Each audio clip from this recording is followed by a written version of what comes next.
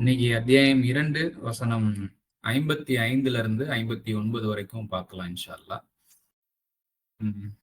ஏக இறைவனுடைய அன்பையும் அருளையும் வழிகாட்டுதலையும் என்றென்றும் வேண்டி விரும்பியவர்களாக நம்முடைய பயணம் இருக்கட்டும். இதுக்கு முன்னாடி பார்த்தோம் அப்படின்னா 54வது வசனத்துல மூசா நபி அவங்கள சுத்தி இருக்கக்கூடிய மக்கள்கிட்ட சொல்றாங்க, நீங்க அவசரத்தனத்தை எடுக்கிறதுனால உங்களுடைய ஆன்மாக்கள் சிதையுது. ஸோ உங்க ஆன்மாக்கள்ல நடக்கக்கூடிய அந்த அவசரத்தனத்துக்கு எதிராக நீங்க போராடுங்க, அந்த அவசரத்தனத்தை வீழ்த்துங்க. அதுவே உங்களை ரட்சிப்பவனிடம் உங்களை எல்லாம் பரிபாலித்து வடிவமைத்துக் கொண்டிருக்கின்றான் இல்லையா, அதன் அடிப்படையில உங்களுக்கு சிறப்பாக நீங்க வருவீங்க. ஸோ அந்த மாதிரி இருக்கும்போது சின்ன சின்ன அவசரத்தினால ஏற்பட்ட பிழைகள்ல இருந்து உங்களுக்கு மீட்சி அளிக்கின்றான். நிச்சயமாக அவனே மீட்சி அளிப்பவன், மிக்க கருணையாளன்ற அடிப்படையில ஒரு சில பேச்சுக்கள் அவங்களுடைய மக்களுக்கு எடுத்துரைக்கிறார் மூசா நபி. அந்த மாதிரியான சொல்லிட்டு இருக்கும் போதெல்லாம் அவங்களுடைய கூற்று என்னவாக இருக்கின்றது அப்படிங்கிறது தான் இப்ப அடுத்து வரக்கூடிய விஷயம். 55 59 வரைக்கும் அரபிக் லைட்டா வாசிச்சிடலாமாங்க?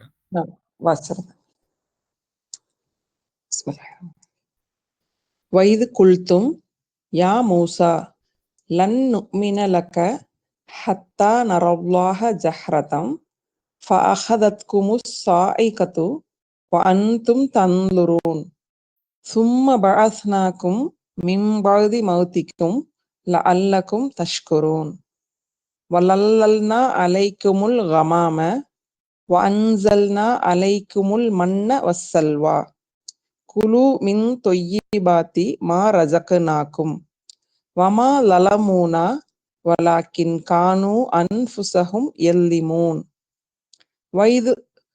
வைது குல்னதுகுலு ஹாதிஹில் கரியத ஃபகுலு மின்ஹா ஹைசு ஷிஅ்தும் ரகதா வதுகுலுல் பாப சுஜ்ஜதா வகூலு ஹித்தத்துன் நஃபிர் லக்கும் ஹதாயாக்கும் வஸனஸீதுல் முஹ்ஸினீன் ஃபபத்தலல்லதீன லலமு கௌலன் கைரல்லதீ கீல லஹும் ஃபஅன்ஸல்னா அலல்லதீன லலமு ரிஜ்ஸம் மினஸ் ஸமாஇ பிமா கானு யஃப்ஸுகூன்.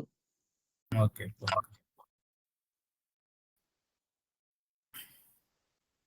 வேர்ட் பை வேர்ட் எடுக்கிறேன்.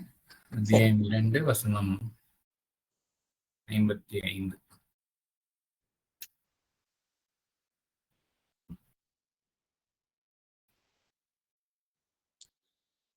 வைது அப்போது, குல்தும் நீங்கள் கூறியதாவது, அப்போது நீங்கள் கூறுகின்றீர்கள் அப்படின்னு சொல்லிட்டு வருது.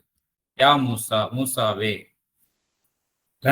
லன்னா மாட்டவே மாட்டோம், கிடையவே கிடையாது, நெவர் அப்படின்ற அந்த அர்த்தம் தரக்கூடியது. ஸோ என்ன சொல்றாங்க, நெவர் என்ன சொல்றாங்கன்னா, நூமினு நாங்கள் உன்னை கொண்டு நாங்க நம்பிக்கை கொள்ள மாட்டோம். உன்னிடம், லக்கன்னா உன்னிடம் அப்படின்னு சொல்லிட்டு அர்த்தம். உனக்கு, உன்னிடம் அப்படின்னு சொல்லிட்டு நம்பிக்கை கொள்ளவே மாட்டோம். ஹத்தா இது வரைக்கும், எது வரைக்கும் அப்படின்னா, நரா நாங்கள் பார்க்கும் வரை. எதை பார்க்கும் வரை? அல்லாஹ் இறைவனை நாங்க பார்க்கும் வரை. ஜஹரத்தன்னா மேனிஃபெஸ்ட்லி, வெளிப்படையாக நாங்கள் பார்க்கும் வரை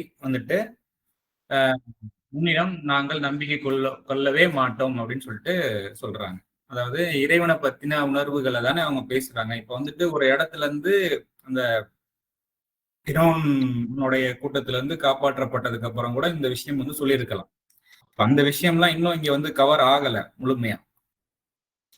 இருந்தாலும் அங்க அந்த விஷயம்லாம் சொல்லும் போது என்ன சொல்றாங்க, அவசரத்தனத்தை எடுக்காதீங்க அதெல்லாம் சொல்லும் போது மூசாவிடம் இருந்து ஃபிரௌனிடம் இருந்து மூசா நபி மூலியமாக உங்களை காப்பாற்றப்பட்டிருக்கிறது. அந்த மாதிரியான விஷயங்கள்லாம் நடந்தது எல்லாமே சும்மா சாதாரணமா தான் நடந்தது.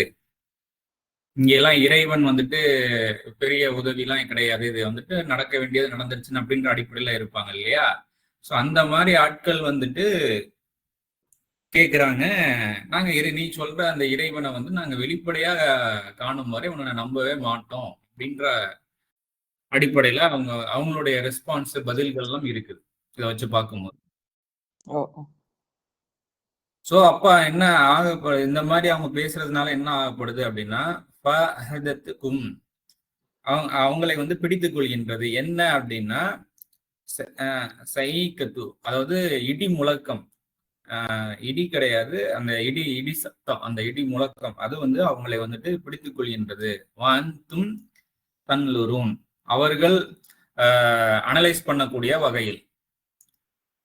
தன்லுரூன்னா அந்த அன்லூர்னா அந்த வார்த்தையில இருந்து வரக்கூடிய, நீங்க வந்துட்டு அதை வந்து அப்சர்வ் பண்ணிக்க முடியும், அந்த வகையில உங்களை வந்து பிடிக்கின்றது. ஸோ இப்ப இந்த அந்த அந்த மாதிரியான வந்துட்டு உங்களுக்கு, அதாவது இடி முழக்கம்ங்கும் போது வானில இருந்து இடி முழக்கம் அதையும் எடுத்துக்கொள்ள முடியுது. நமக்குள்ள வந்துட்டு ஒரு சர்ச்சை, ஒரு பிரச்சனையையும் வந்துட்டு இடி முழக்கம்ங்கிற வார்த்தை நம்ம பேச்சு வழக்குல இருக்கக்கூடியது தானே. மனசுக்குள்ள ஒரு ஒரு இடி முழக்கமா இருக்கு அப்படிங்கிறது, அதாவது என்ன சொல்ற, ஒரே சத்தமா இருக்கு, ஒரே டிஸ்டர்பன்ஸா இருக்கு, வாழ்க்கையில ஒரு இடி விழுந்தது அப்படின்னு சொல்லி சொல்லுவாங்க. அப்படின்னா என்னங்கிறது, அந்த செய்தி ஏதோ ஒரு செய்திகள், ஏதோ ஒரு பிரச்சனைகள்னால வந்து இடி விழுந்துச்சு அப்படின்னு சொல்றோம். ஒரு கஷ்டமான அன்கம்ஃபர்டபுளான ஒரு சூழல் வரும்போது நீங்க வந்துட்டு தன்லுரும், நீங்கள் அதுல வந்துட்டு நீங்க அனலைஸ் பண்ணிக்க முடியும்.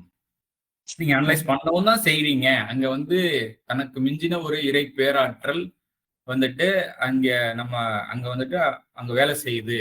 ஸோ அவனை தான் நம்ம இறைவன்னு சொல்றோம், அல்லான்னு சொல்றோம்.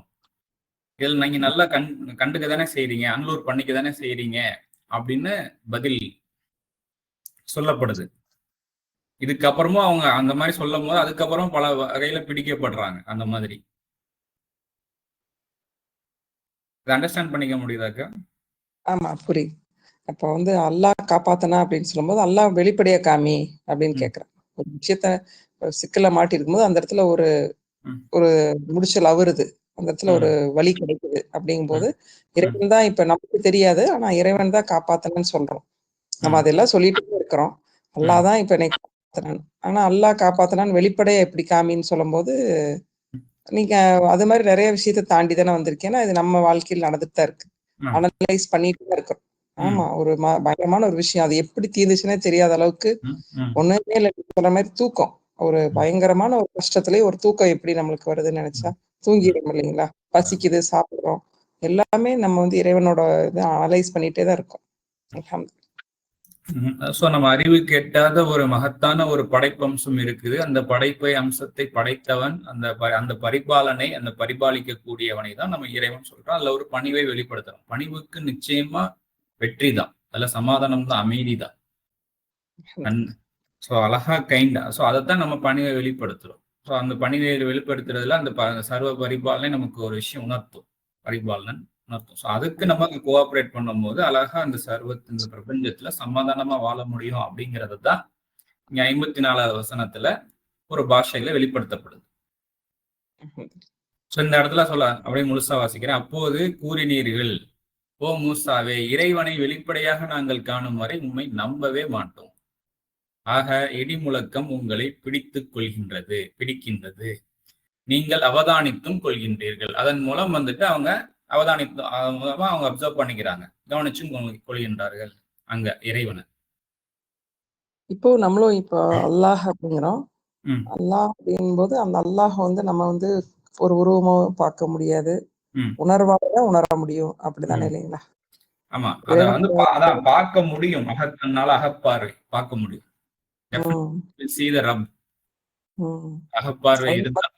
ஒரு சக்தி இருக்குது அப்படிங்கறத நிறைய உணர்ந்துட்டே தான் இருக்கிறோம். நமக்கு மீறின எல்லாமே அப்படிதான் நடந்துட்டு இருக்கு. ஆனா அதை வந்து கொஞ்சம் நம்ம அனலைஸ் மட்டும் பண்ணிக்கிட்டு இருக்கிறோம். ஆனா அதை வந்து அவதானிக்கிறது இல்லை, அதை பத்தி சிந்திக்கிறது. வெறுமனே அது சூப்பர் பவரா இல்ல அது கான்சியஸ், அது பக்கா பரிபாலனை நடத்திக்கிட்டு இருக்கு, நம்ம கூட அன்றாட கனெக்டிவிட்டி இருக்கு அப்படிங்கும் போது மரியாதை வருது. அது இதுன்னு சொல்றதை தாண்டி நார்மலா அவன் இவன் சொன்னா தமிழ்ல பொறுத்த வரைக்கும் மரியாதை இல்லாத சொல் தானே. ரொம்ப க்ளோஸ் பண்ணதான் அந்த மாதிரி சொல்லுவோம். ஆனா இறைவனை அவன் சொல்லும் போது அந்த ஆட்டோமேட்டிக்கா வந்துட்டு மரியாதை வந்துருது. இன்னும் நெருங்கி போக போக சில பேர் வந்துட்டு அது இதுன்னு சொல்லுவாங்க கடவுளை. நமக்கு வந்துட்டு அவங்க சொல்லும் போது ஏதோ மரியாதை குறைவா சொல்ற மாதிரி தெரியும். ஆனா அவங்க ரொம்ப மரியாதை அதுன்னு சொல்லும் போது, நம்ம அவன்னு சொல்லும் போது எந்த அளவுக்கு மரியாதை வச்சிருக்கோமோ அதோட மரியாதையான உணர்வை கொண்டு அந்த அதுன்னு வெளிப்படுத்துவாங்க. அதே போல இன்னும் கிறிஸ்தவ மக்கள், இன்னும் ஒரு சில வேறு சமுதாயங்கள்லாம் பார்த்தோம் அப்படின்னா, அவங்க வந்து அவர்னு தான் சொல்லுவாங்க கடவுள். ஆமா. ஆமா. நம்ம அவன்னு சொல்லும் போது அதை பார்த்து மரியாதை இல்லாம இப்படி கடவுளை சொல்றீங்களேன்னு நம்மளை பார்த்து சொல்லுவாங்க. ஆ. அவன்னு சொல்லுவாங்க. ஸோ இப்போ மொத்தத்துல மனதுல இருக்கக்கூடிய உணர்வு, நீங்க வார்த்தையை வந்துட்டு பார்த்து பயன்படுத்தணும். அதுல வந்துட்டு முக்கியமா வந்துட்டு நம்ம உள்ள எப்படி அதை எந்த மாதிரியான உணர்வை கொண்டு அந்த வார்த்தைகளை வெளிப்படுத்துறோங்கிறது அடுத்து ரொம்ப முக்கியமான விஷயம். இங்க வந்துட்டு இடி முழக்கம் பிடிக்க அவங்க வாழ்க்கையில நிகழுது, பிடிச்சுக்கிறது. ஸோ அதன் மூலமா நீங்க அவதானித்தும் கொள்கின்றீர்கள் அப்படின்னு சொல்லிட்டு சொல்லப்படுது. அதுக்கு அடுத்து 56வது வசனம். சும்மா பிறகு பல்சனா உங்களை வந்துட்டு எழுப்புகின்றோம்னு வருமா? ரைஸ் எழுப்புறது, உயர்த்துறது, எழுப்புறது. ஸோ நானா நாங்கள், நாம்னு அர்த்தம், ஃபர்ஸ்ட் பர்சன் ப்ளூரல். கும்னா நீங்கள்.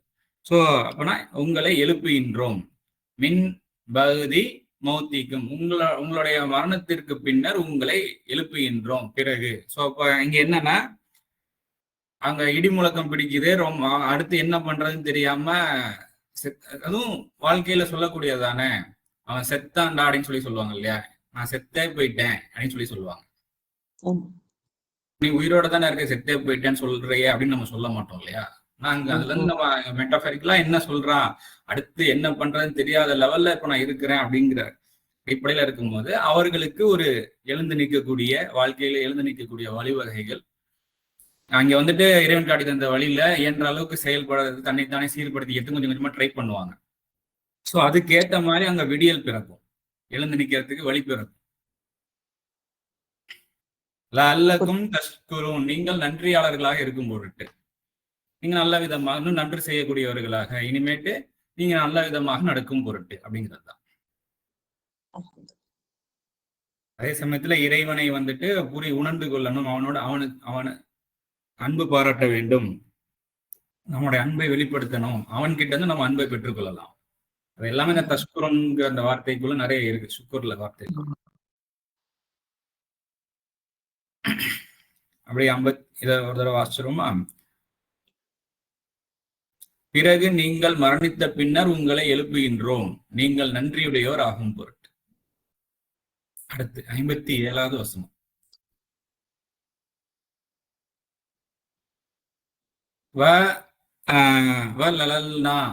வந்துட்டு நிழலிடுகின்றோம். உங்களுக்கு அந்த நிழல்னாலே வந்துட்டு எனக்கு என்னுடைய நிழலா இருந்தா, எனக்கு நிழல் அளிக்கக்கூடியவர்களாக இருந்தாங்க அப்படின்னா எனக்கு பாதுகாப்பா இருந்தாங்க அப்படிங்கிற நிறைய உணர்வு இருக்கு நிழல்ங்கிறதுல. உங்கள் மீது அலைக்கும், உங்கள் மீது, ஆமா, கிளவுட்ஸ், மேகங்களை உங்கள் மீது நிழலிடுகின்றோம். அன்சல்னா இறக்கி வைக்கின்றோம், அலைக்கும் உங்கள் மீது, அல் மன்னா வ சல்வா. இப்ப மன்னா சல்வா அப்படின்னா என்னங்கிறது புரிதல்ல நிறைய விதமான புரிதல்கள் இருக்கு இல்லையா. மன்னான்னா ஏதோ மரத்துல இருந்து வரக்கூடிய ஒரு ஒரு ஏதோ ஒரு எசன்ஸ் மாதிரி, அந்த மாதிரி புரிதல் இருக்கு இல்லையா, சொல்லிட்டு சொல்லுவாங்க. சல்வானா காடைன்னு சொல்லுவாங்க இல்லையா, காடைன்னு சொல்லுவாங்க. காளான்னு சொல்றாங்க, அதையும் சொல்றதா இருக்கு இல்லையா. இப்போ இந்த குர்ஆன் வந்து இந்த மன்னான்ற வார்த்தையை எப்படி பயன்படுத்துது அப்படிங்கறத பார்ப்போம். நான் அதான் கிளிக் பண்றேன். நானு இதை பாத்தீங்க அப்படின்னா, இந்த மன்னா அப்படின்ற விஷயம் வந்துட்டு ஃபேவர், அருள் அப்படின்ற அடிப்படையிலையுமே வந்துட்டு பயன்படுத்தப்படுது. அதன் அடிப்படையில் உள்ள மூலச்சொற்கள். இப்போ இந்த இடத்துல இந்த கான்டெக்ட்ல மட்டும் மன்னான் அப்படியே போட்டுக்கிறாங்க. 2ல 57, 7ல 160, 20ல 80ல மட்டும் மன்னான் போட்டுக்கிறாங்க. மற்ற இடங்கள்ல எல்லாம் பார்த்தோம் அப்படின்னா ஃபேவர் அப்படிங்கிற ஒரு கான்டெக்ட்ல தான் வருது. இன்னும் அது டிக்ஷனரியில போய் பார்த்தாலும் அதுக்கு வந்துட்டு மன்னா அப்படிங்கிறது வந்துட்டு ஒரு அருள் அப்படிங்கிற ஒரு அர்த்தத்தை தான் வந்துட்டு குறிக்குது. இப்ப அடுத்ததாக வந்துட்டு சல்வா அப்படின்னா வந்துட்டு நான் அதை நம்ம டிக்ஷனரியில போய் பார்க்கும்போது அதுக்கு வந்துட்டு அமைதி, திருப்தி அப்படின்ற அர்த்தம் தரக்கூடிய அர்த்தமாக இருக்கு. நான் கீழே எழுதி வச்சிருக்கேன் பாருங்க. அரபி வார்த்தையான சல்வா என்பதற்கு மத ரீதியான புரிதல்களை தவிர்த்துவிட்டு மொழிகள் ரீதியாக பல அர்த்தங்கள் உள்ளன. அவை பின்வருமாறு: மன அமைதி, ஆறுதல் அப்படின்ற அர்த்தம் தான் வந்துட்டு ஃபர்ஸ்ட் பிரைமரி மீனிங்கா இருக்கு. அதாவது துக்கம், கவலை, வேதனை போன்றவற்றை மறக்கச் செய்து மனதிற்கு அமைதியையும் ஆறுதலையும் கொடுக்கும் எதையும் சல்வா என்று கூறலாம் அப்படின்னு சொல்லிட்டு. தேன் அப்படின்ற ஒரு அர்த்தம் இருக்கு, காடை அப்படின்ற ஒரு அர்த்தம் இருக்கு. ஃபர்ஸ்ட் அர்த்தம் வந்து ஆறுதல், மன அமைதி அப்படிங்கிற ஒரு கம்ஃபர்ட், கன்சலேஷன் அப்படிங்கிற ஒரு அர்த்தம் தரக்கூடிய வார்த்தையாக சல்வா இருக்கு. இப்ப மன்னா அப்படிங்கிறதையும் நம்ம வந்துட்டு நம்ம பார்த்தோம். இன்னும் முக்கியமா ஒரு வசனம் என்ன அப்படின்னா, காமிக்கிறேன் நான் உங்களுக்கு. அந்த அத்தியாயம் 28 வரும். .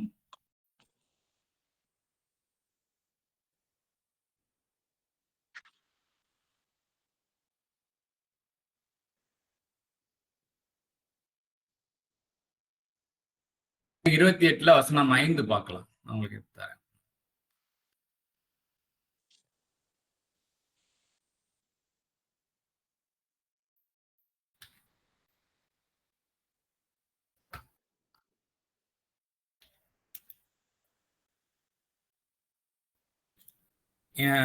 ஃபிரௌன் வந்துட்டு பூமியில வந்து ரொம்ப ஆணவம் கொண்டவனாக, பெருமை கொண்டவனாக வந்துட்டு இருந்தான் அப்படின்னு சொல்லிட்டு வருது. ஃபிரௌனை பத்தின விஷயங்கள் தான் வருது. இப்ப யாரை பத்தி பேசிட்டு இருக்கோமோ அவங்களுடைய வரலாற்று சம்பவம் தான் இங்க அத்தியாயம் 28 வருது.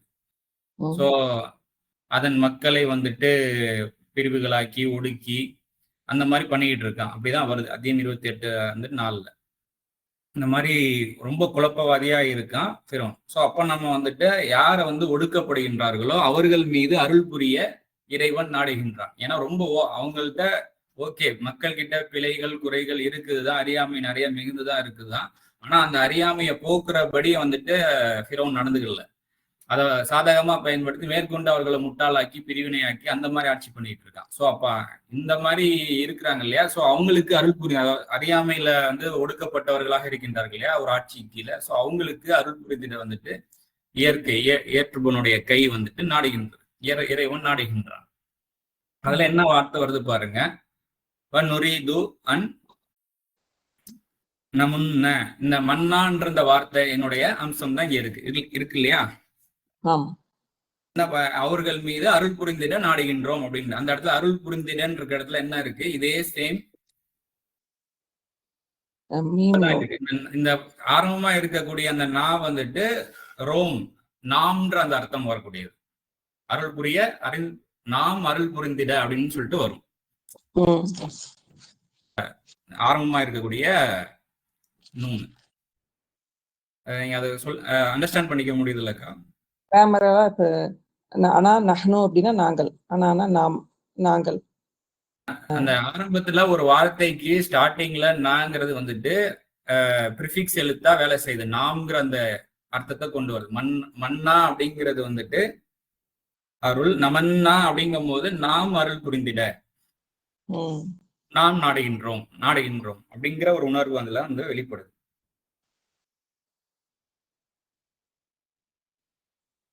மொத்தத்துல இங்க மன்னாங்கிறது தானே இங்க. ஆமா ஆமா, அதோட மெயின் ரூட் வேர்டு வந்து மன்னா. மீன் நூன் நூன். அதுக்கு முன்னாடி மீனுக்கு முன்னாடியே ஒரு நூன் வந்துருச்சு அப்படிங்கும் போது அது ஃபர்ஸ்ட் பர்சன் ப்ளூரல். நாம் அருள் புரிந்திட நாடுகின்றோம் பல வகையில அப்படிங்கிறது தான். ஸோ அப்ப மன்னாங்கிற வார்த்தைக்கு வந்துட்டு நம்மளுக்கு அருள் அப்படிங்கிற ஒரு விஷயம் வந்து நம்மளுக்கு தெரியுது. சல்வா அப்படிங்கும் போது அமைதி அப்படிங்கிறது தெரியுது. அப்ப எதை இறக்கி வைக்கின்றாங்கிறது நம்மளுக்கு தெரியுதா? அப்ப அந்த இடத்துல அழகா வெளிப்படுது. ஒருத்தவங்க வந்துட்டு ரொம்ப அடக்குமுறையில இருந்துக்கிறாங்க. ஸோ அடக்குமுறையில இருந்து அதுல இருந்து கொஞ்சம் கொஞ்சமா அவர்களுக்கு வந்துட்டு கொஞ்சம் கொஞ்சமா விடுவித்தல் வந்து நடக்குது. அதுதான் அருள். அதுக்கப்புறம் வந்துட்டு செல்வா. நீங்க அதுலயே அந்த வசனத்திலேயே பார்த்தோம் அப்படின்னா உங்களுக்கு வந்து விடை கிடைக்கும். அந்த 28:5 வந்து எப்படி இருக்கும்னா நான் உங்களுக்கு காமிக்கிறேன். இதுதான் 28 5வது வசனம். உங்களுக்கு ஸ்கிரீன்ல தெரியும்னு நினைக்கிறேன். ஒடுக்கப்பட்டவர்கள் மீது நாம் அருள் புரிய நாடினோம், மேலும் முன்னோடிகளாக அவர்களை ஆக்குகின்றோம், வாரிசுகளாக ஆக்குகின்றோம். இந்த அருளுக்கு அப்புறம் இந்த வார்த்தை இருக்கு இல்லையா, அப்ப இந்த வசனத்தினுடைய இந்த விரிவாக்கத்துடைய சுருக்கம் தான் சல்வாவாக இருக்கும். அதாவது முன்னோடிகளா அதாவது ஒரு முன்னோடியாக ஆக்குறது, ஒரு வாரிசு நல்ல விஷயத்துக்கு வாரிசுதாரர்களாக ஆக்குறது அப்படிங்கிறதுங்கிறது ஒரு ஆறுதல் அளிக்கக்கூடிய செய்தி தானே. அதுதான் இப்ப சல்வா.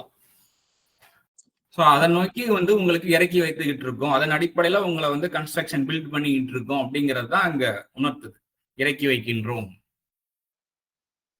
புரியுது. அதாவது மன்னா அப்படின்னு சொன்னா அதாவது ஃபேவர் நம்மளுக்கு இறைவன் வந்து அருள் புரிய நாடுறான்.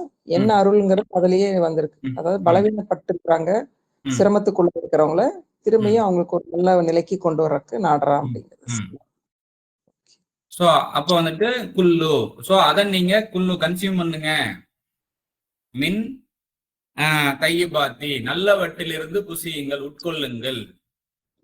மா ரசக்னாக்கும், உங்களுக்கு நாம் வழங்குவதில் நல்லவற்றிலிருந்து புசியுங்கள். ஸோ அதுல இறக்கி வைக்கப்படுது. ஸோ உணவாக இருக்கட்டும், சில புரிதல்கள், நாலேஜ், அறிவுகளாக இருக்கட்டும், சிந்தனையாக இருக்கட்டும், அதெல்லாம் வந்துட்டு சூழ்நிலைகள் மூலமா நம்ம மனசுல இறங்கிட்டு இருக்குது. ஸோ அதுல இருந்து வந்து நல்ல விதமா அதை வந்து நீங்க அதை கன்சியூம் பண்ணுங்க. அதுல வந்துட்டு மிஸ் அண்டர்ஸ்டாண்டிங் பண்ணாதீங்க, இன்னும் வந்துட்டு துஷ்பிரயோகம் பண்ணாதீங்க அப்படிங்கறதெல்லாம் வந்துட்டு அதுல உணர்வா வெளிப்படுது இந்த வார்த்தையில. அதுக்கப்புறம் என்ன சொல்லப்படுது அப்படின்னா, வமா லலமூனா, நமக்கு அவர்கள் அக்கிரமம் இழைக்கவில்லை. வலாக்கின், எனினும், கானு இருந்தார்கள், என்னவாக இருந்தார்கள், அன்புசகும், அவர்களுடைய ஆன்மாக்களுக்கு இருந்தார்கள், என்னவாக, இலுலிமூன அப்படின்னு சொல்லிட்டு வருது. அக்கிரமக்க, அவர்களுடைய நப்சுக்கு அக்கிரம் இழைப்பவர்களாக இருந்தனர் எனினும் அப்படின்னு சொல்லிட்டு வருது. இந்த இடத்துல அந்த முழு வசனத்தை வாசிப்போம்.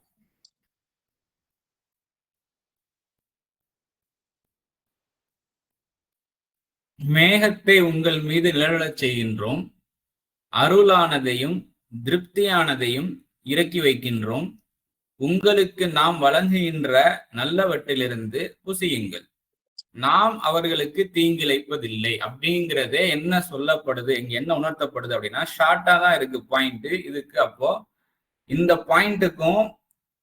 பாயிண்ட்டுக்கும் நடுவுல என்ன நடந்திருக்கு அப்படிங்கிறது இந்த பாயிண்ட வச்சே வந்து கிளியரா தெரியுது. அவங்க என்னன்னா ஏதோ ஒண்ண தப்பா பண்ணிருக்காங்க, தப்பா பண்ண ஆரம்பிச்சு அவங்களுக்கு அவங்களே தீங்கிழைத்துக் கொண்டிருக்கின்றார்கள். சோ வந்துட்டு இறைவன் வந்துட்டு அந்த தீங்கிழைக்க நாடவில்லை, இருந்தாலும் அவர்களே தீங்கிழைத்துக் கொள்கின்றார்கள் அப்படிங்கறதுதான் இந்த பாயிண்ட் வந்துட்டு சொல்லப்படுது. சோ அப்போ இந்த மாதிரி வந்துட்டு உங்களுக்கு உங்கள் ஆன்மாக்களுக்கே சில விஷயங்கள், அதாவது அவசரத்தனம், ஆசை, அதாவது இன்னும் என்ன இப்போதைக்கு நம்மளுக்கு அருளோ, எது இப்போதைக்கு நம்மளுக்கு திருப்தியை, முழுமையான திருப்தியை தருமோ அது மட்டும்தான் நம்மளோட ஆக்சசிபிலிட்டியில கொஞ்சம் கொஞ்சமா வந்துகிட்டு இருக்கும். இருந்தாலும் அவசரத்தனத்தினால வந்துட்டு அது வேணும் இது வேணும்னு கொஞ்சம் படுவோம் இல்லையா. இப்போதைக்கு அந்த கிராமத்துல பல பல ஏக்கர் நிலம் வச்சு நல்லபடியா வாழ்ந்துட்டு இருக்கிறவங்க சென்னையில இருக்கக்கூடிய சில டெக்னாலஜி மேல ஆசைப்பட்டு சின்னோன்னு பெட்டி மாதிரி இடத்துக்குள்ள வந்து கஷ்டப்படுற எத்தனையோ மக்கள் இருக்காங்க இல்லையா. அதெல்லாம் ராஜா மாதிரி இருந்திருப்பாங்க ஊர்ல. இது எல்லாமே இங்க நினைவுக்கு வருது இல்லையா, கம்பேர் பண்ண முடியுது நம்மளால. அது போக ஒரு வாழ்க்கையில் நிறைய விஷயங்கள் இது மாதிரி இருக்கு. நல்லா இருக்கிறப்ப நம்மளா போய் ஒரு விஷயத்த வந்து சிரமத்தை எடுத்துக்கிறோம். ஸோ அப்போ இருக்கிற அருளை எப்படி மேன்மைப்படுத்திக்கிறது, எப்படி அதே சமயத்துல டிஃபென்ஸ் சிஸ்டமும் பழகிக்கிறதுலாம் தப்பு இல்லை. பட் ஆனா அதுல வந்துட்டு ஒரு அவசரத்தனப்பட்டு இருக்கிற அருளை தவற விட்டுறக்கூடாது அப்படிங்கிற விஷயமும் இங்க உணர்த்தப்படுது. நாம் அவர்களுக்கு தீங்கிழைப்பதில்லை, எனினும் தங்களது ஆன்மாக்களுக்கு தீங்கிழைத்துக் கொள்கின்றனர். ஸோ இப்போ அவசரத்தனத்துல இருந்து இறைவன் நம்மளை பாதுகாக்கணும். ஏன்னா இதுக்கு முன்னாடி வந்து அந்த அஜல் பத்தி பேசப்படுது. அஜலுக்கு அவசரத்தனம்ன்ற ஒரு அர்த்தம் இருக்கு, காலை கண்டன்னு ஒரு அர்த்தம் இருக்கு. ஸோ அப்போ எந்த அர்த்தம் எடுத்தா அந்த வசனத்துல இருக்கக்கூடிய செய்தி நம்மளுக்கு நன்கு நினைவூட்டக்கூடியதாக இருக்குங்கும் போது அவசரத்தனம்ன்ற ஒரு அர்த்தம் தான் அந்த இடத்துல பொருந்தி போகுது. அந்த அவசரத்தனம் வேண்டாம் அப்படின்னு சொல்லிட்டு சொல்லப்படுது அந்த வசனம். இப்ப இங்கேயுமே வந்துட்டு காடை, அதுக்கப்புறம் வந்துட்டு ஒரு அது தேன் மாதிரி ஏதோ ஒண்ணு அப்படின்ற அடிப்படையில புரிஞ்சுக்கிட்டோம் அப்படின்னா ஏதோ ஒரு உணவு இறக்கி வைக்கப்பட்டு ஒரு காடையும் தேனும் அப்படின்ற மாதிரி இருக்கும். ஸோ அப்போ இங்க வந்து அருளும் உங்களுக்கு வந்துட்டு திருப்தி எது திருப்தியோ அதன் அடிப்படையில உங்களை வந்து கன்ஸ்ட்ரக்ஷன் பில்ட் பண்ணிட்டு இருக்கேன் அப்படிங்கும் போது அது எப்படி இருக்கு வசம்? அதுதான் இப்ப நம்மளோட பிரசன்ட்ல கனெக்ட் ஆகி வருது ஒவ்வொரு படிக்கிறவங்களுக்கு. இது வந்து அந்த காலத்துல ஒண்ணு சாப்பிட்டாங்க அப்படின்னு ஒரு கதையா அது முடிச்சு போச்சு. அதை பத்தி நிறைய நம்ம வந்து சிந்திக்கவோ ஒன்னும் தேவையில்லை இல்ல. அது அப்பா நடந்த விஷயம். இதுதான் இன்னைக்கு ஒவ்வொரு மனிதர்களுக்கும் நடந்து கொண்டிருக்கக்கூடிய ஒரு விஷயம் இன்னைக்கு. இது நம்ம வந்து இறைவன் இப்ப என்ன செய்யறான்னா, இறைவன் நம்மளுக்கு ஒண்ணு சொல்றான், ஒரு வழிகாட்டுறான். அதை நம்ம பின்பற்றாத போது இறைவன் சொல்ல நமக்கு அவங்க ஒரு தீங்கு செய்யல. ஆனா அதை வழிபடி நடக்காட்டி, இறைவன் காட்டிய வழிபடி நம்ம நடக்காட்டி நமக்கு தான் நம்ம தீங்கு செஞ்சுப்போம் அப்படின்னு சொல்லிட்டு. அது வந்து இறைவனுடைய இன்டென்ஷன் கிடையாது. சோ இறை இன்டென்ஷன் பூரா வந்துட்டு உங்களை செதுக்கி சூப்பரா பக்குவப்படுத்துறது தான். ஸோ அது கொஞ்சம் கோஆப்ரேட் பண்ணும் போது இடையில சின்ன சின்ன சிரமங்கள் எல்லாம் அது சிரமமாவே தெரியாது.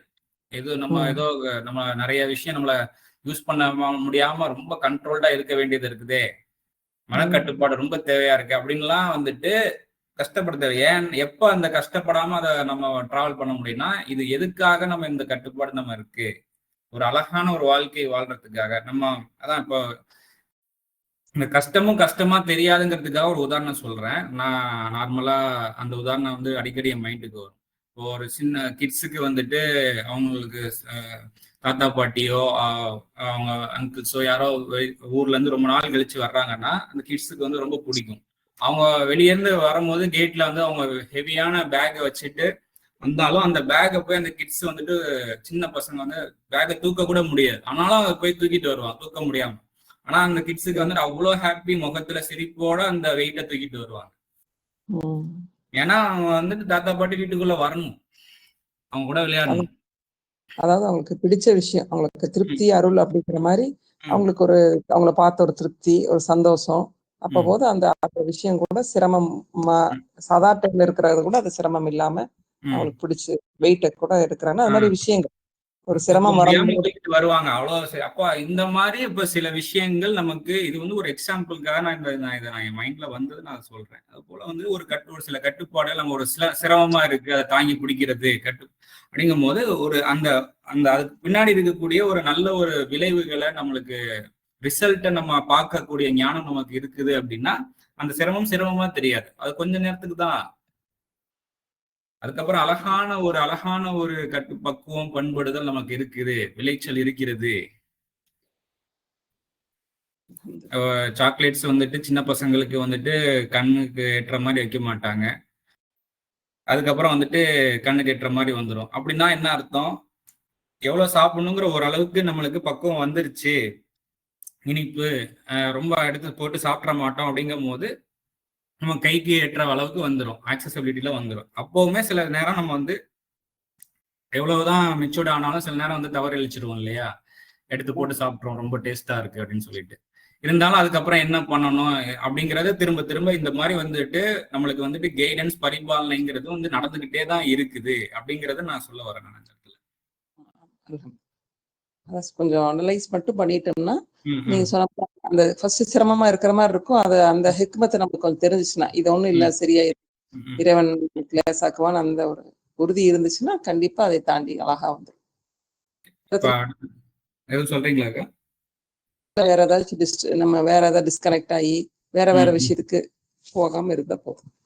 சிரமத்துக்கு மேல சிரமம் ஆயிரல, வழிகாட்டுதல் இல்லாம போகும்போது ஒரு லேசான ஒரு சிரமம் ஏற்படும் போது எங்கேயோ நம்ம மிஸ்டேக் பண்ணிருக்கோம் அப்படிங்கிற ஒரு கான்சியஸ் நமக்குள்ள வரணும். எங்கேயோ நம்ம ஏதோ ஒரு விஷயத்த தவற விட்டுருக்கோம் அப்படிங்கும் போது கொஞ்சம் அந்த நிதானத்தை மேற்கொள்ளும் பொழுது நம்ம திரும்பவும் தவற விட்ட கனெக்ஷனை மீண்டும் அதை வந்துட்டு ரீகனெக்ட் பண்ணிக்க முடியும்.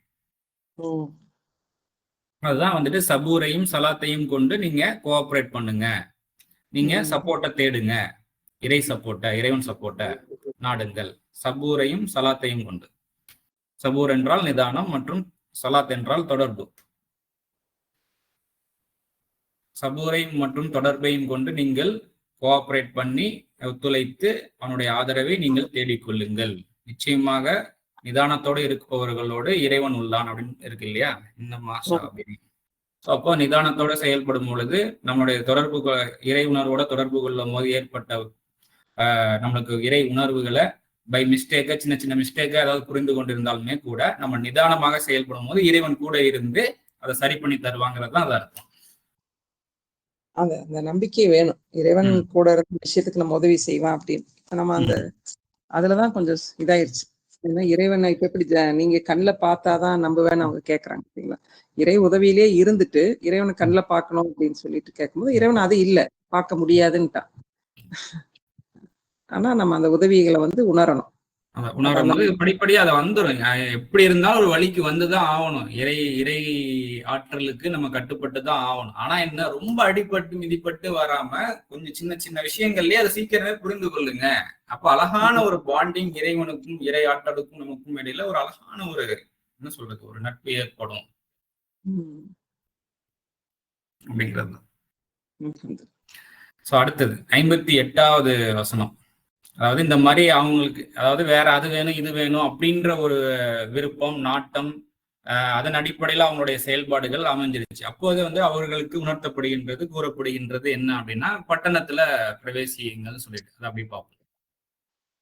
58வது வசனம் இல்லையா? இதுக்குள்னா அப்போது கூறினோம், அது பிரவேசியுங்கள் இந்த அல் கரியத்தி, அதாவது இந்த பட்டணத்தில் இந்த ஊரில். சோ நீங்க எல்லாம் சொல்றீங்க இல்லையா, அதுக்கேத்த மாதிரி இந்த ஊர்ல நீங்க பிரவேசித்துக் கொள்ளுங்கள். மின்ஹா ஹைசு சீத்தும், நீங்கள் நாடியவாறு அதிலிருந்து நீங்கள் குசியுங்கள் தாராளமாக. அதுக்கப்புறம் வந்துட்டு அதுஹுலு அல்பாப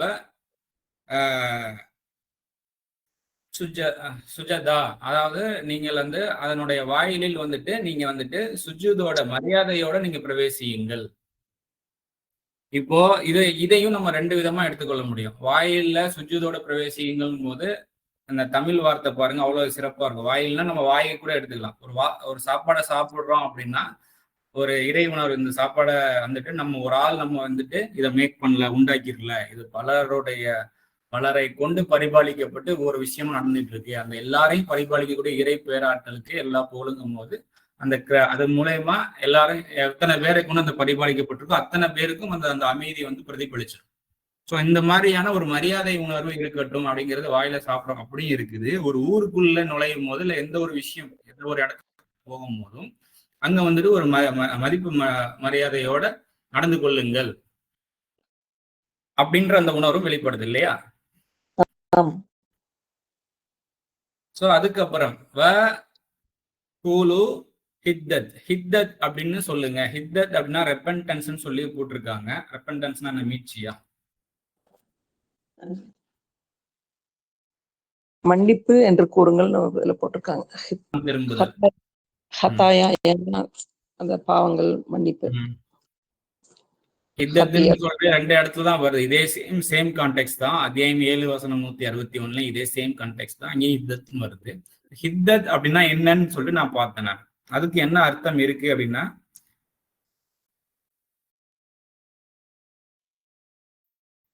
ஹித்தத் வந்துட்டு ஹா தா தா இந்த வேர்ச்சொல்ல இருந்து இருக்கிறதாக இருக்கு. அதற்கு வந்து தனித்தல், கழித்தல், அகற்றல், இறக்குதல், குறைத்தல், இந்த மாதிரியான அர்த்தம் வந்து அதற்குள்ள அடங்கி இருக்கிறதாக டிக்ஷனரி மீனிங் சொல்லுது. அதாவது அச்சம், பாவம், சுமை ஆகியவற்றை அகற்றுவது போல. அதாவது ஒருவர் மேற்கொண்ட ஒரு பிழையை அல்லது பொறுப்பை மன்னித்து அதை ஒதுக்கி விடுதல். அந்த மாதிரியான அடிப்படையில எல்லாம் வந்துட்டு இந்த வார்த்தை வந்து பயன்படுத்தப்படுறதாக வந்துட்டு டேட்டா சொல்லுது. இப்போ வந்து இதன் அடிப்படையில இந்த விஷயத்த வந்து நம்ம பார்ப்போம். இன்னும் அந்த வசனத்தை முழுசா முடிச்சிடும் வேர்ட் பை வேர்ட்ல. அப்போ வந்துட்டு ஹித்தத்துன்னு என்ன, அதாவது ஹித்தத்துவ வந்துட்டு கூறுங்கள். நஃபிரு லக்கும், உங்களுக்கு வந்துட்டு மன்னிப்பளிக்கின்றோம். ஹதாயக்கும், உங்களுடைய குற்றங்களை உங்களுக்கு வந்துட்டு மன்னிக்கின்றோம்.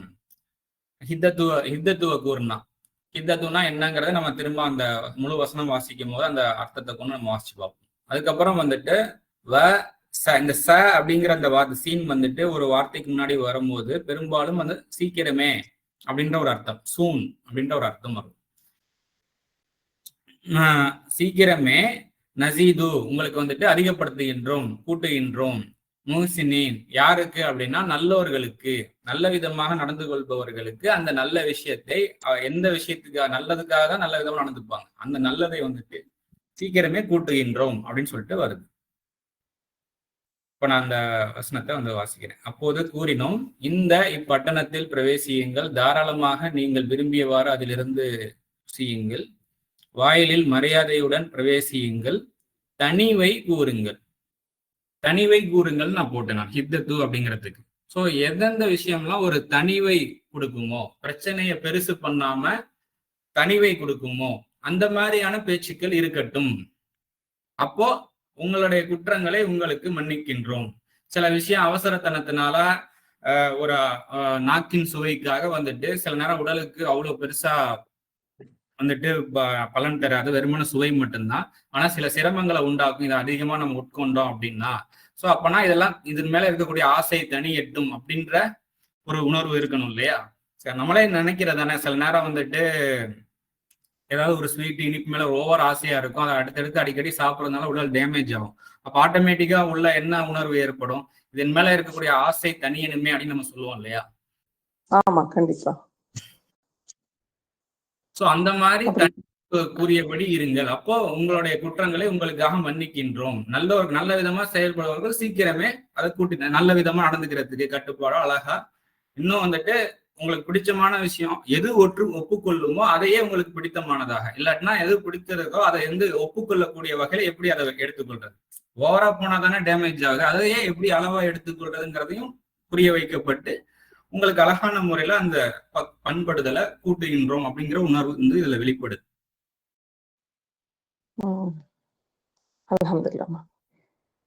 சோ இதுதான் இந்த தனிவை கூறுங்கள். நம்ம அந்த வார்த்தையை வந்து நம்ம பயன்படுத்துறோம். இதுல இன்னொரு விசேஷம் என்ன அப்படின்னா, இது வந்து இதுல பயன்படுத்தி இருக்க வார்த்தைகள் எல்லாமே வந்துட்டு இதே ஃப்ரேஸ் வந்து நம்ம கொஞ்ச நேரத்துக்கு முன்னாடி நம்ம ஆதமுக்கு நம்ம பார்த்தோம். நம்ம சோதனை மரம்ன்ற தலைப்புல நம்ம பார்த்தோம் இல்லையா? அதுல வந்துட்டு இந்த இடத்துல தாராளமாக புசியுங்கள், நீங்கள் விரும்பியவாறு, இந்த மரத்தை மட்டும் நெருங்காதீர்கள் அப்படின்னு சொல்லப்படுது இல்லையா? சோ அதுக்கு பதிலா இங்க தனிவை கூறுங்கள் இருக்கு. மரம்னா என்ன அப்படிங்கிறதையும் நம்ம பார்த்துட்டோம். மரம்னா நல்ல வார்த்தைக்கு வந்து நல்ல மரம், கெட்ட பேச்சு, ரொம்ப ஸ்ட்ராங் கெட்ட விதமான பேச்சுகள்லாம் வந்துட்டு கெட்ட மரம். இப்ப கெட்ட மரத்தை நெருங்காதீர்கள், நல்ல மரத்தை இப்ப நல்ல மரத்தை நெருங்குங்கள் அப்படிங்கிறது தான் டைரக்டா இங்க சொல்லப்படுது, வேற ஒண்ணும் இல்லை. நல்ல பேச்சு பேசுங்கள் அப்படிங்கிறது. பேச்சு பேசுங்க, நல்ல விஷயம், நல்ல விதமாக உங்களுடைய கூற்று இருக்கட்டும் அப்படிங்கிறது தான். அப்பா வந்துட்டு உங்களுக்கு மன்னிக்கின்றோம், நல்லவர்களுக்கு சீக்கிரமே கூட்டுகின்றோம். எல்லாமே ஒன்றோட ஒன்று தொடர்புடைய வசனங்கள் இது அனைத்தும். பார்க்கும்போது அப்படிதான் நம்முடைய அன்றாட வாழ்வுல நம்மளுக்கு விஷயங்களை நினைவூட்டுது. அடுத்த 59வது வசனத்தையும் பார்த்துருவோம். அப்படியே நிறைய விஷயங்கள் இப்ப புது அந்த வார்த்தைகளுக்கு இந்த அர்த்தங்கள் போடுறப்போ நிறைய பிராடா நிறைய அதான் உன்னோட ஒப்பானது லிட்டரல் மீனிங் தானே போடுறோம். லிட்டரல் மீனிங் பிளஸ் அந்த வார்த்தைக்கு குர்ஆன் இதுக்கு முன்னாடி எப்படி பயன்படுத்துது, இதுக்கப்புறம் எப்படி பயன்படுத்துது, எல்லாத்தையும் ஒன்றிணைத்து நம்மளுடைய கரண்ட் வாழ்க்கையோட அதை எடுத்து வச்சு பார்க்கும்போது எவ்வளவு விஷயங்கள் வெளிப்படுது. நிறைய விஷயங்கள் இருக்கு. அதுக்கப்புறம் 59 மாறுகின்றது, பின்னாடி மாறுகின்றது. எதனால அப்படின்னா அல்லதீன லலமு, அதாவது எவர்கள் வந்து அக்கிரமமாக உள்ளார்களோ அவர்களால் மாறுகின்றது. என்ன மாறுகின்றது? கவுலா கூற்று வந்து மாறுகின்றது.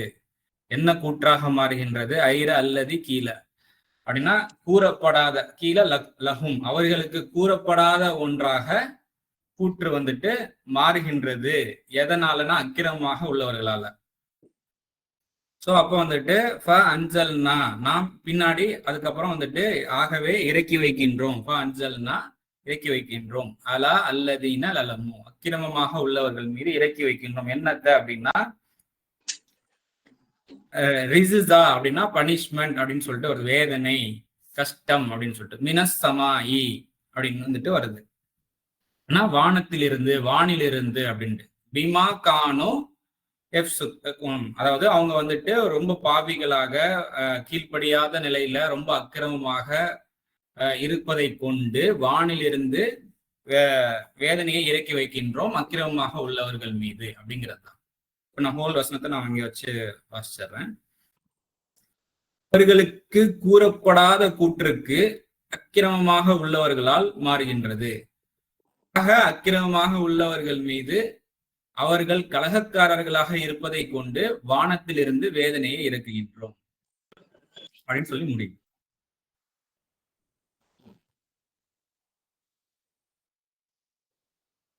இதுல நிறைய விஷயம் உள்ள அடங்கி இருக்கு. இப்ப அவர்களுக்கு கூற தனிவை தானே கூற சொல்றான். அப்போ வந்துட்டு இறைவனும் தனிவை தான் விரும்புறான். அதாவது அங்க வந்துட்டு சலசலப்பு வேணாம், உங்களுக்குள்ள ஒரு சில உணர்வு ஏற்படுது அப்படின்னா அதை வந்துட்டு எப்படி சரியான வகையில அளவோட பயன்படுத்தி நீங்க வந்து நிம்மதியாவே எப்போது இருக்கிறது, எப்பவுமே அந்த பாதிப்பு இல்லாம ஆரோக்கியமா எப்படி இருக்கிறதுங்கிறத படிப்படியா உங்களுக்கு கற்றுத்தரேன், உங்களுக்கு மன்னிக்கிறேன் அப்படிங்கிற அடிப்படையில தான் செயல்படுத்தணும், ஒரு வாழ்வியல் இருக்கட்டும் அப்படிங்கிறதான் இறை விருப்பமா இருக்கு. ஆனா அது அக்கிரமமாக தொடர்ந்து நடக்கும் பொழுது கனிவுன்ற அந்த கூற்றுக்கு மாறாக அங்க சூழல் வந்து ஏற்படுது. அமைதி என்ற இதுக்கு அமைதி என்ற ஒரு கூற்றுப்படி வாழுங்க, தனிவு என்ற கூற்றுப்படி வாழுங்க அப்படின்றதுக்கு பதிலா வேற விதமா மாறுது. ஸோ அப்போ அங்க வந்துட்டு எல்லாருமே அங்கங்க ஒரு சில பேர் வந்துட்டு அந்த எவ்வளவு தவறு பண்ணிருக்காங்க அந்த ரேஷியோ அளவு தான் முன்ன பின்ன இருக்கும். ஆனா எல்லாருமே ஒரு மிஸ்டேக் பண்ணியிருப்பாங்க. ஸோ அதுலயே ரொம்ப அக்கிரமமாக வந்துட்டு ரொம்ப முனைப்பா வந்துட்டு கலகக்காரர்களாக இருக்கிறாங்கன்னா அவங்க மேல வந்துட்டு வேதனை இறங்குகின்றது, அவங்களுக்கு மண்ட சூடாயிடும், அவங்க எரிச்சல் வாழ்க்கையாக ஆயிடுவார்கள். இந்த தனிவு அப்படின்னு போட்டப்போ நீ இப்ப சொன்னகாட்டி புரிஞ்சிச்சு. ஆனா டக்குன்னு படிக்கும் போது அது அதிகமா நம்ம யூஸ் பண்ணாத வார்த்தை, அதுதான் நல்லா இருக்கு, பெட்டரா இருக்கு. கீழே அந்த இது போட்டிருக்கீங்க, இப்ப எங்களுக்கு சொல்லிட்டீங்க தனிவுங்கிறது. எக்ஸ்ட்ரா படிக்கும்போது பக்கத்துல போட்டுருங்க அப்படின்னு. இதை வந்து நம்ம வந்து நம்ம டிரான்ஸ்லேஷன் வரும்போது நம்மளுக்கு வந்து குறிப்பு இருக்கணும். இது சும்மா லிட்டில் பிட் நம்ம வந்துட்டு கொஞ்சம் கவனத்தோட படிச்சாலே வந்துட்டு அது வந்துட்டு நம்ம விளங்கிக்கிறோம். ஒன்றும் இல்லை, தனிவுன்னு போட்டு நீங்க வந்துட்டு டிக்ஷனரில என்ன தனித்தல் தனிப்பு அப்படின்னா என்னன்னு போட்டோம்னா கிடைச்சிட போகுது. ஒன்னும் நம்மளுக்கு முன்னாடியே போட்டு காமிக்கிறேன். நான் ஐலாண்ட் தமிழ் இப்படின்ற ஒரு டிக்ஷனரி யூஸ் பண்ணணும். இந்த டிக்ஷனரி தான் யூஸ் பண்ணணும்னு அவசியம் இல்லை, யூஸ் பண்ணிக்கலாம். நம்ம நான் இதுல தனித்தல்னு போடுறேன். வந்து ஆற்றுதல், குறைத்தல், தாழ்த்தல், தீர்த்தல், பொறுத்தல். ஒவ்வொருத்தருக்கும் என்னென்ன பிரச்சனை இருக்கோ, எதனால பிரச்சனை ஏற்பட்டுச்சோ அந்த அந்த தீமையான விஷயங்களை தவிர்த்துக்கிறோம், குறைச்சிக்கணும் அப்படிங்கறது அதுக்குள்ள குறைச்சிக்கணும். இன்னும் தனிவை ஏற்படுத்தக்கூடிய விஷயங்கள்ல நீங்க பேச்சு இருக்கட்டும், உங்களுடைய பேச்சு, உங்களுடைய கூற்றுகள் இருக்கட்டும். பிரச்சனை அதிகப்படுத்துற மாதிரி இருக்க வேண்டாம். அல்ஹம்துலில்லாஹ். நிறைய புரிதல் இந்த இந்த வசனங்கள்ல. மன்னு செல்வா, சித்தத்தும் இதெல்லாம் வந்து நாங்க அப்படியே என்னன்னு தெரியாம படிச்சதான். சித்தத்து அப்படின்னா உங்களை மன்னிப்பாங்க, இது வேற மாதிரி இருக்கு, அது நிறைய சொல்லணும். அது ஹித்தத்துனா என்னன்னு இருக்கு. நம்ம வேற எங்கேயும் போறதுக்கு முன்னாடி இங்க இருந்தே நம்மளுக்கு விடை கிடைக்குதான்னு ஃபர்ஸ்ட் பாக்குறோம். விடை கிடைக்காதப்போ இறைவனே வழியை காட்டு அப்படின்னு நம்ம நிக்க போறோம். இங்கே ஆன்சர் கிடைச்சது, இங்க ஆன்சர் துண்டா நிக்குதே. இந்த ஃப்ரேஸே வந்து நம்மளுக்கு எக்ஸ்பிளனேஷன் கொடுக்குது இல்லக்கா. இந்த ஃப்ரேஸே நம்ம எங்கேயோ கேட்ட மாதிரி இருக்குல்ல. இந்த பட்டணத்துல செய்யுங்க, தாராளமா நீங்க விரும்பியவாறு அதுல இருந்து புசியுங்க, வாயில்ல நிறைய சுஜூது முத கொண்டு இருக்குது. ஏன்னா ஆதமுக்கு சுஜூது செய்யுங்கிற எல்லாமே இங்க வார்த்தை இருக்கு. எல்லாம் ஒண்ணுக்கு எப்படி ஒப்பானதா இருக்கும்னு சொன்னீங்களா, அது மாதிரி அதுவும் வந்துருச்சு. ஆதமோட களிமா அது எல்லாமே வந்துருச்சு. அல்ஹம்துலில்லாஹ். சஜதா சுஜூதும் வந்துருச்சு. சுப்ஹானல்லாஹ். சோ அப்போ நல்லவர்களுக்கு சீக்கிரமே கூட்டுகின்றோம் என்னன்னா, நல்ல விதமா நீங்க நடந்துக்கிற முயற்சி பண்ணும்போது, அதன் அடிப்படையில உங்களுடைய பிராக்டிஸ் இருக்கும் போது நல்ல விஷயத்தை உங்களுக்கு கூட்டி தருகின்றோம். சிரமமான வாழ்க்கையிலிருந்து மீளுகின்றீர்கள். உங்களுக்கு கூறப்படாத கூற்றுக்கு நீங்க வந்துட்டு அக்கிரமமாக உள்ளவர்களால் மாறுகின்றது. ஆக அக்கிரமமாக உள்ளவர்கள் மீது அவர்கள் கலகக்காரர்களாக இருப்பதை கொண்டு வானிலிருந்து வேதனையை இறக்குகின்றோம். வானத்திலிருந்து அப்படிங்கிறது. ஸோ வானத்திலிருந்து அப்படிங்கும் போது வெளிப்படையா சூழல்ல இருந்தும் இருக்க முடியும். நம்ம மண்டை ஒழுங்கா வேலை செய்யாட்டினாலும் அது வேதனை தான்.